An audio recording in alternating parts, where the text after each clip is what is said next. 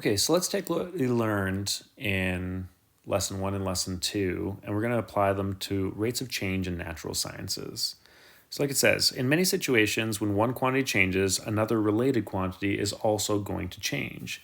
An example of this would be the volume of a balloon changing as the radius of the balloon changes. Recall that a derivative can be interpreted as a rate of change. So if y is a quantity that depends on another quantity x, we can say y is equal to f of x. If x changes from x1 to x2, then the change in x is going to be x2 minus x1. And the related change in y is going to be f of x2 minus f of x1.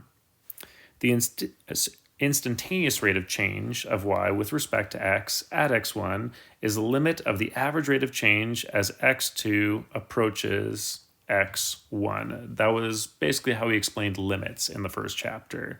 The limit as the change in x approaches 0 of the change in y over the change in x is the same as the limit as x2 approaches x1 for f of x2 minus f of x1 over x2 minus x1, or the derivative of x1.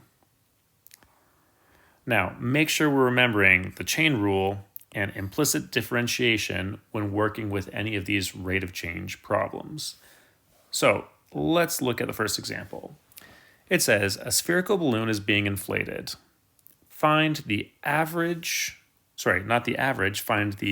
of change of the volume with respect to the radius when the radius is 10 centimeters. So this is going to be our derivative. Doesn't say average rate of change, just says rate of change. So we're looking for the derivative. When we do the with respect to, that means that I'm going to have the volume as a function of the radius. So what we're going to say is we're going to say that if the volume of a sphere is equal to 4 over 3 pi r cubed, which we learned in grade 10, then if I take the derivative of this, dv over dr, because remember that the volume is in relation to the radius, then that's going to give me 4 over 3 pi times 3r squared. And what's going to happen is that divide by 3 and times by 3 is going to cancel out from this derivative, and I can simplify it to just being dv over dr is equal to 4 pi r squared. We know that this is going to be, based on what it says here, when r is equal to 10. So we're going to state that dv over dr is going to be 4 pi times 10 squared, or that it's going to give me 400 pi. Now, what are the units that we're going to have here? Well, if the radius is in centimeters, the volume isn't going to be in centimeters cubed. So I'm going to say that this is a relation for centimeters cubed per centimeter. For our second example, we're looking at the application to biology. It says that the population of bacteria culture after T hours is given by this function of n in terms of T, and it says find the rate of growth at or after 5 hours, which means that this is when our T is equal to 5. So once again, we're going to take the derivative, and we're going to say that dn over dt is going to be the derivative of this function for n, and that's going to be 200 plus 24t.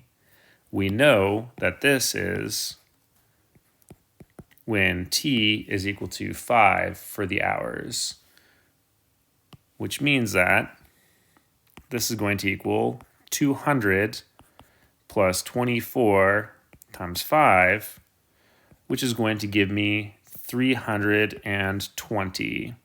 Now, this is the population of the bacteria per hour. That's the relation and the rate that we're doing. So we're going to call this 320 bacteria per hour.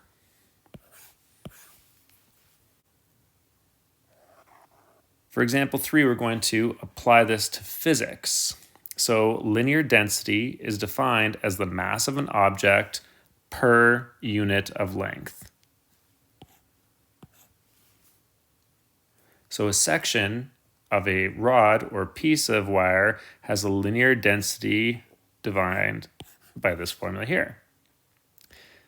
The mass of the left-hand x meters of a rod is given by the function f of x is equal to x cubed kilograms.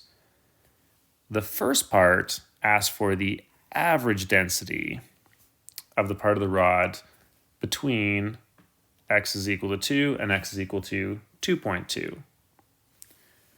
So when I'm looking for the average, then I'm going to take that f of x2 minus f of x1 divided by x2 minus x1. Well, it says my f of x is just x cubed, so when I sub it in, I'm going to get 2.2 cubed minus 2 cubed, all divided by 2.2 minus 2.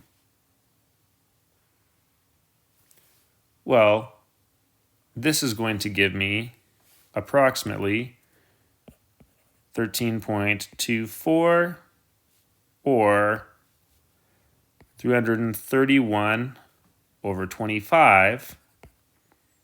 And given the units, that is in kilograms per meter.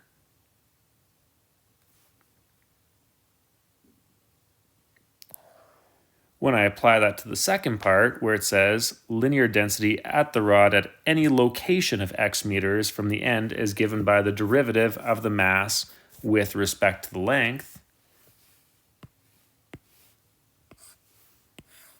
calculate the linear density at x is equal to 2.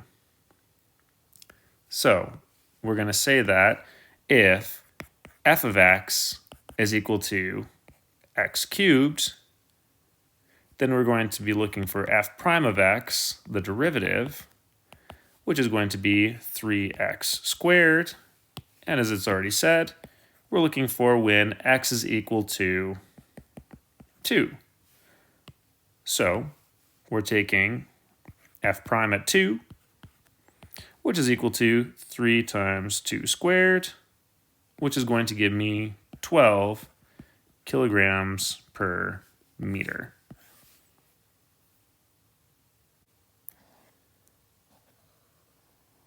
For our last example, we're going to apply this to chemistry. One of the quantities of interest in thermodynamics is compressibility.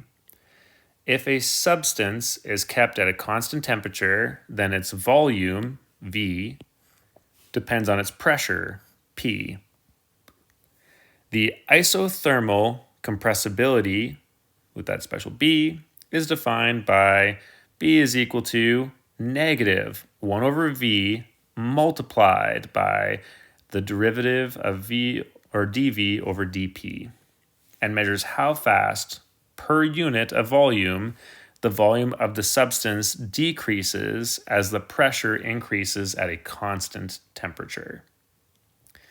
We also need to know that the volume in cubic meters of a sample of air at 25 degrees Celsius is related to the pressure in kilopascals, by the equation, the volume is equal to 5.3 over P. When it says find the compressibility to the nearest hundredth when the pressure is 50 kilopascals. Well, we have a couple of things we need to do here. We know that we have our main formula we're going to apply it back to solve that compressibility. But before we do that, the first part we're going to do is we're going to find the volume when P is equal to 50 kPa. So we're going to use this first formula, and we're going to say that the volume is equal to 5.3 over 50 kPa, which is going to be 0.106 meters cubed for our volume. The second thing is we need to figure out what our derivative is.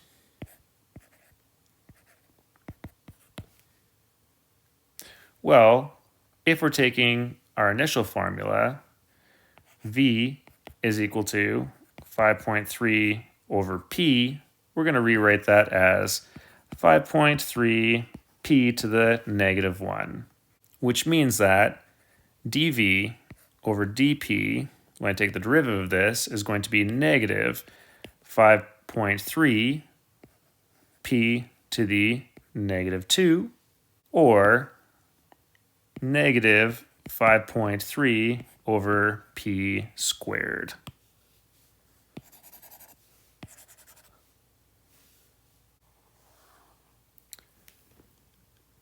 The third part is I'm going to apply all of this to this formula.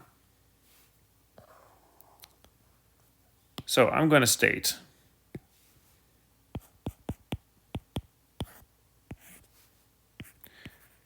B is equal to negative 1 over V times dV over dP, which means that it's going to equal negative 1 over V times negative 5.3 over P squared.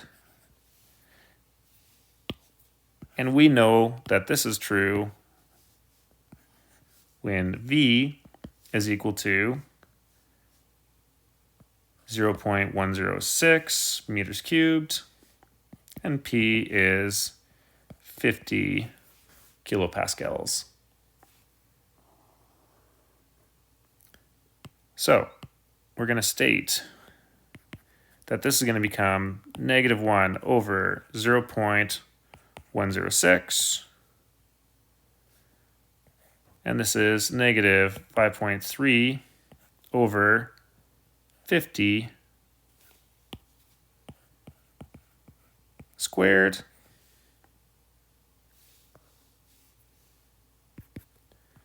the left-hand side is going to give me approximately negative 9.43396. The right-hand side is going to give me approximately negative 0.00212. Negatives are going to cancel out, and it's going to round to about 0.02, or 1 over 50. And then I'm going to state that this is going to be in meters cubed per kilopascal divided by meters cubed. And we can see that this is our derivative, and this is our volume.